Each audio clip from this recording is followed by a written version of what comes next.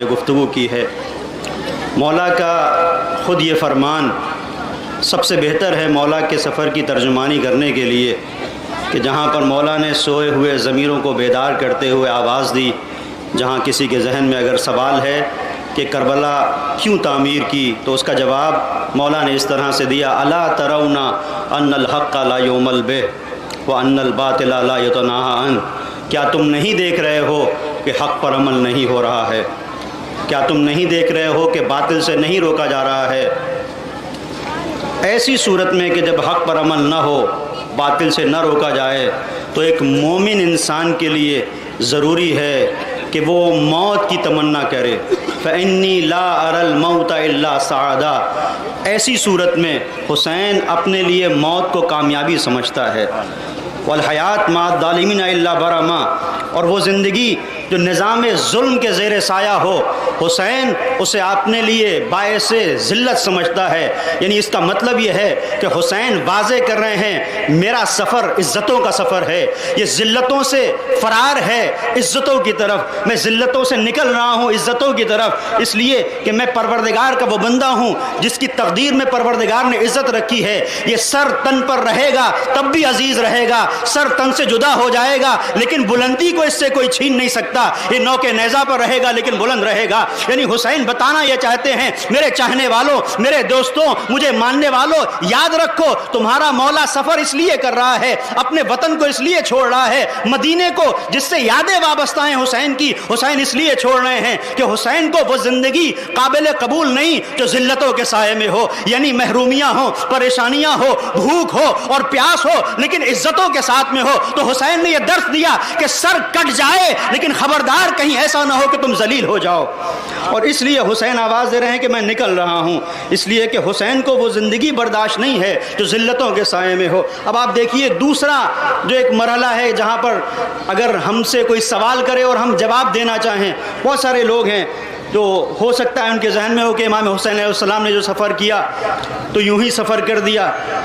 نہیں، اہتمام سفر یہ بتا رہا ہے کہ یہ عظیم تمدن، ایک عظیم ثقافت، ایک عظیم کلچر کی داغ بیل ڈال رہے ہیں سید الشہداء اس سفر کے ذریعے سے۔ یہ صرف ایک سفر نہیں ہے بلکہ یہ ایک انسانی قافلہ بشری کے لیے سید الشہداء نے عظیم میراث چھوڑی ہے اس سفر کے شکل میں کہ جو سید الشہداء نے 28 رجب کو انجام دیا ہے۔ اس لیے کہ سامان سفر کو دیکھیں، اہتمام سفر کو دیکھیں۔ اگر صرف بیعت سے انکار کا مسئلہ ہوتا سید الشہداء کو یوں ہی نکل جانا چاہیے تھا۔ اس سفر میں 250 گھوڑے ہیں سید الشہداء کے پاس، توجہ کیجیے گا، 250 ناقے ہیں، کتنے ہو گئے؟ اور مدینہ کتنا بڑا ہے؟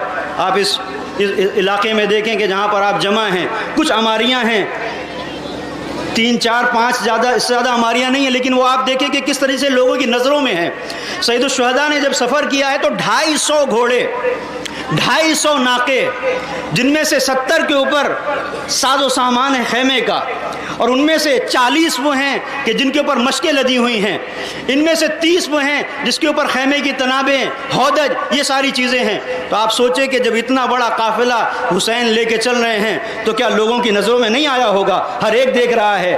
حسین یہی چاہتے تھے ہر ایک اپنے ذہن میں سوال کرے کہ حسین کیا کر رہے ہیں، یہ سامان سفر اتنا بڑا حسین نے کیوں کیا، تاکہ ہر ایک کے ذہن میں یہ سوال آئے کہ سید الشہداء اس اہتمام کے ساتھ کیوں جا رہے ہیں، خاموشی سے نہیں نکلے۔ بہت سارے ایسے لوگ تھے کہ جنہوں نے کہا، عبداللہ ابن زبیر ہیں، عبداللہ ابن عمر ہیں، ان لوگوں نے امام سے گفتگو کی تو کہا کہ تاریک راستے سے، دوسرے راستے سے نکل جائیے۔ مولانا نے کہا نہیں، وہ کہ جو راستوں کو بنانے کے لیے آتا ہے، راستے کو بتانے کے لیے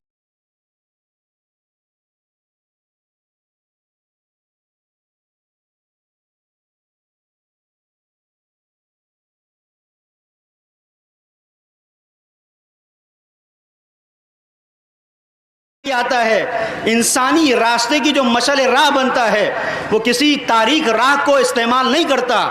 اور وہ جو حیدر کرار کا بیٹا ہے جس کی رگوں میں فاطمہ کا لہو ہے، وہ کیسے کسی اور راستے کو استعمال کر سکتا ہے؟ وہی جو حقیقی شاہراہ تھی سید الشہداء نے اس کو استعمال کیا اور اس سے گزرے ہیں کہ میں کسی سے ڈر کے، کسی کے خوف میں نہیں نکل رہا ہوں۔ اگر خوف میں نکلتا تو سامان سفر کو کم کرتا۔